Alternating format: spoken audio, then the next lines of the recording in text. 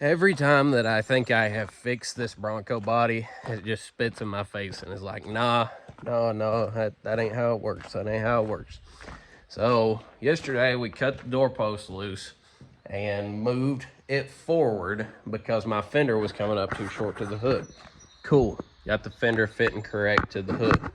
But the other can of worms that we opened up was when you do that and move the doorpost forward, guess what? You end up with a door gap like that.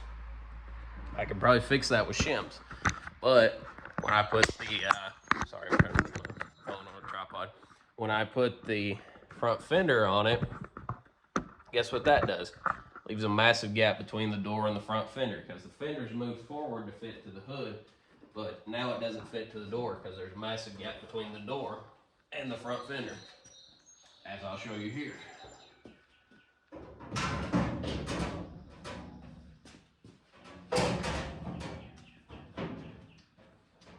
Now, get that sitting on there. Not only is there the massive gap at the door, there's a massive gap at the fender. You can't really tell it because of the lighting, I guess, but I mean, you can stick your finger in that right there. So that's no bueno. And if I cross-check my cowl, because I told you guys it might have been the cowl in the last video, the cowl itself, cross-check to the doorpost, is 63 1/4 to the passenger side and 62, I think, to this side. So there's an 1 1/4 difference of this cowl leaning forward, which is why that hood was leaning further forward than it should have been. But the thing I don't know about is if I tear out this whole post on this driver's side and the rocker and everything, can I move that cowl to where it lines up correctly and manage to fix this?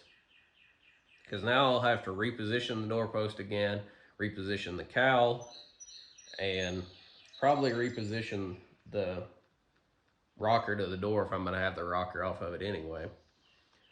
But can I do all that without botching that passenger side? Because that passenger side's flawless. Passenger side's been flawless since day one. If the driver's side would have went together as good as the passenger side did on this body, I would have had this thing painted and probably half reassembled, ready to go back on the road. But this driver's side has been fucked since day one. I don't see any way of fixing it besides to start drilling out spot welds and trying to move stuff. Theoretically, since this is bolted hard down to the frame, nothing should move besides what I turn loose. It's so frustrating. It's so frustrating, dude. It's so frustrating. It's so frustrating because I moved it back yesterday and I thought I got it around far enough and I didn't, and now it's an inch too far forward, and if I move it back, then my doorpost is too far forward, so then the windshield gets into the door, like the window frame of the door hits the windshield frame, and it's just never ending. It's never ending, and I would love to just absolutely cuss this dude up one side and down the other that did this body for me, because he said he was going to sandblast it and fix everything and it'd be ready to put my stuff back on and go, and all he did was sandblasted it and hid the issues and sent it down the road, and he still blames me every single time I bring up the issues.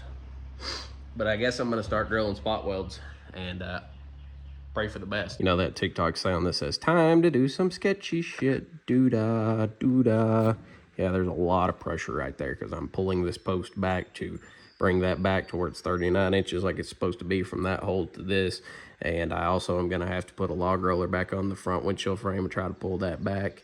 And that's a lot of pressure that is going to be on this that I'll have to weld together and hope that it holds and doesn't break apart. Magic amount that most of you probably know if you actually have built one of these is you need 39 inches from the middle of this bolt hole back here. Technically I have 39 1/4, but I also have 39 1/4 on the passenger side, so that's fine. But more importantly, I've pried this back enough to where cross-checking the cowl, I have 62 7/8 on one side and 62 1/2, I think, on this side. Let me double check. Yeah, 62 1/2 on this side. So I've not pried the windshield cowl back yet. I've got it cut loose again. But I've pried this doorpost back enough with the cowl attached to it, obviously, that it is within what is that? Let's call it a little under a ½ inch, what, 5/8? Within 7/8, 5/8, 7/8 of each other. If I can weld this in place to where this doorpost won't move, and I can take this death trap of a ratchet strap off of it, and it doesn't move, it stays in place, then I can pry that cowl back, and I should have the same amount on each side. I say that very loosely. I should have the same amount on each side. But I'm gonna get this welded up first on the doorpost because I've got it straightened back out with this ratchet strap. And I do not want to try to pry on the cowl with the ratchet strap holding it on there, because if I pry it and that loosens up a little bit and slips off, it will go through my body. So I'm gonna weld this up first.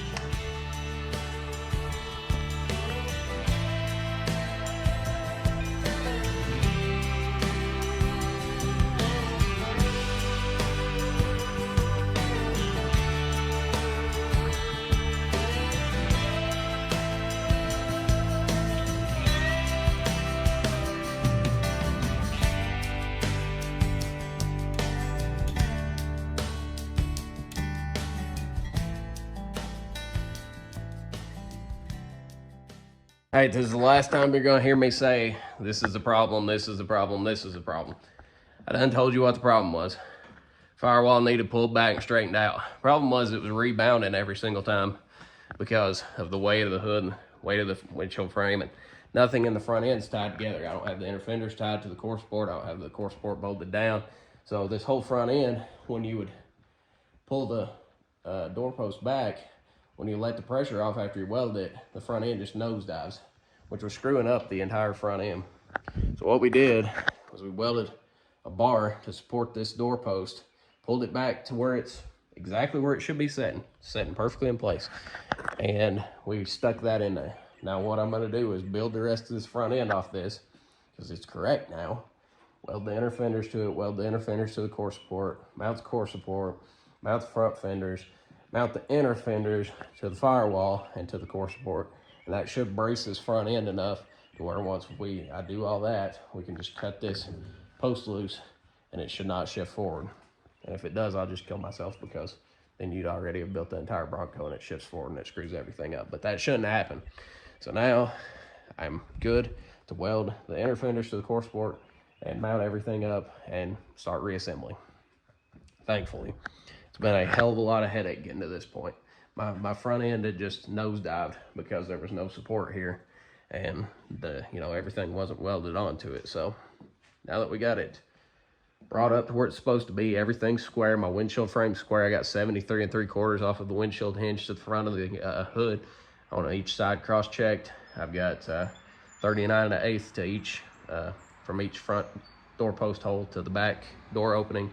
So everything here is setting exactly where it should be. So I can start reassembling shit. This is the fitment that I have been chasing for over 2 months now. Finally, it is all setting like it should.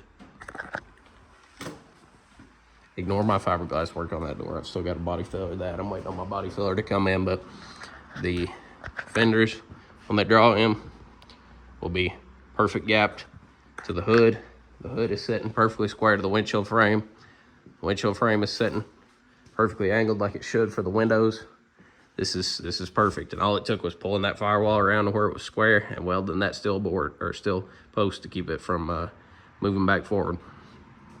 Now all I've got to manage to do is weld these inner fenders in where they're sitting, and weld the fenders to the core support, and then weld the wheel tubs to that, and weld that to the firewall, and weld that to the front clip, and not mess this fitment up.